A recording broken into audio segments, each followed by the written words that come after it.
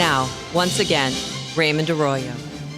Welcome back to the World Over Live. We're all searching for answers this week after a lone gunman opened fire at the historic Navy Yard here in Washington, D.C. on Monday. He took the lives of 12 people before he was killed by police. How are we to make sense of such senseless violence? My next guest has a unique perspective on the tragedy. He's the leader of the Archdiocese of the Military Services, and he's very familiar with the Navy Yard and the good people who work there every day. Joining me on set is Archbishop Timothy Broglio. Your Excellency, thank you for being here. It's good to be here. Thank you. What was your first reaction when you saw that this shooter had opened up on a cafeteria at 8:30 in the morning when people were just coming into work? Disbelief. Having been to the Navy Yard many times, it seemed almost incredible, and yet we've had these experiences before. But you ask yourself, how is it possible? When will it end? Mm-hmm. And then, of course, I suppose as you too, you followed the mounting toll of fatalities. Victims, yeah. Yes. No, it's terrifying. It's terrifying. And people are always asking, indeed, I saw a lot of email and Twitter traffic during this event, where is God now? Where is he?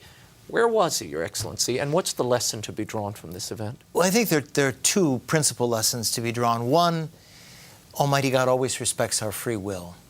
And we can abuse that free will. So that's perhaps a blessing to all of us.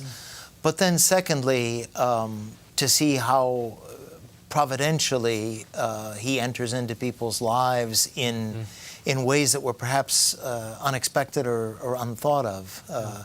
Certainly for the families of the victims, now is a moment of prayer. But then also for those who survived, it's a moment of giving thanks. In your statement shortly after this tragedy, you said somehow, in part, somehow we must restore the notion of respect for life into the fabric of the nation. When the uniqueness of the human person created in the image and likeness of God is universally recognized, the possibility of a mass shooting is more remote. How have we contributed to this moment as a society? As a society, I think we have really almost from the moment of conception, where life is not necessarily respected or universally respected. And then at the other end of that perspective, we say, well, if someone isn't producing, he can be eliminated. And I think that calls into question that dignity, which then the violent nature of our society takes hold, and all of a sudden, that uniqueness is no longer respected. I was stunned in the wake of this tragedy, and we now know the shooter suffered from mental difficulties. He was hearing voices in his head. Now we discover 1 in 9 of the members of the Army, the soldiers in the Army who leave due to mental disorders. Does that surprise you, and do you see that day to day as you go about ministering to these troops? You see it certainly with those who are identified as suffering from post-traumatic syndrome. When that continues for more than 6 months, it's classified as a disorder. And they say, the statistic is even higher, that those who have been deployed, 98% suffer one way or another. Now, most are able to overcome that suffering, but certainly it's something that our society as a whole has to address. Now, what do you think? This particular man said, it is claimed, he was suffering from post-traumatic stress disorder related to 9/11. He was apparently there at 9/11 or part of the emergency relief early on. Is it time to have a national conversation about post-traumatic stress disorder, and why do you think it's hitting us particularly now, and these particular troops, as opposed to those in the past? Well, I think there are a number of causes. For one thing, that the war that has gone on longer than any war in our history, perhaps I should say the wars. Right. So that's certainly one concern. I think also we're dealing with a younger population that's more fragile.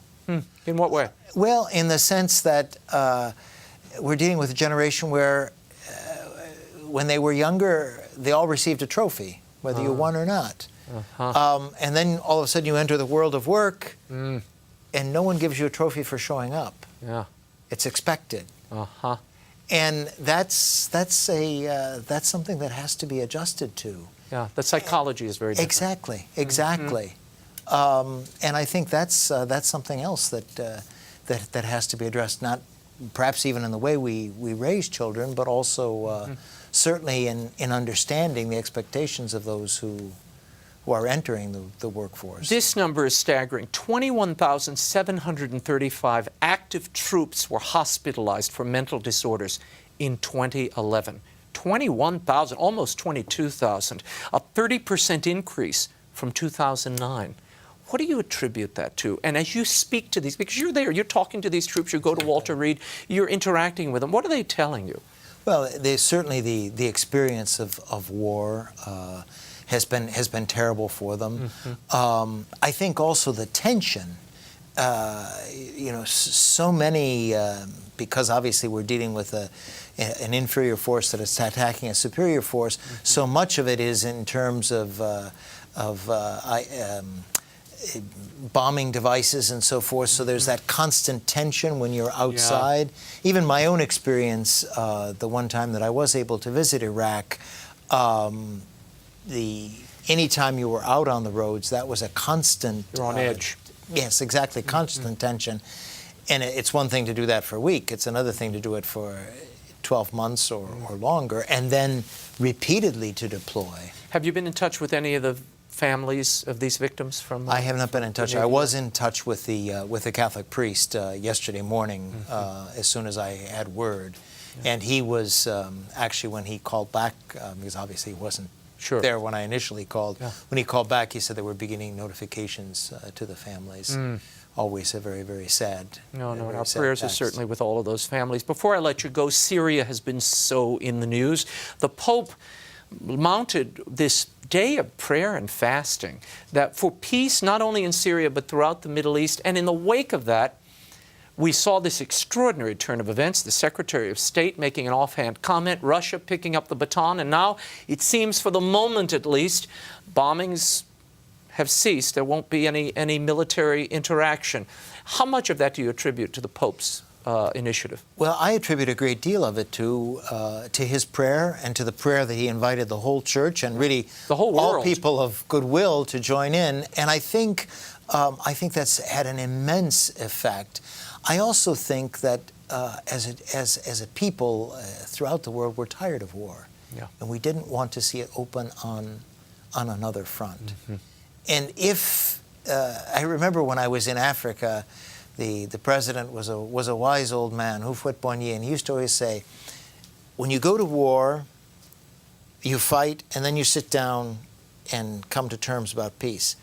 Isn't it better to sit down first and talk before you go to war, or rather than going to war? Yeah, it's a good point. It's a good, and as you said, a wise man, Archbishop Broglio. Thank you so much for coming out. You're very, very welcome. And to learn more about the Archdiocese for the Military Services and to read Archbishop Broglio's statement on the Navy Yard shooting, which you should, go to milarch.org.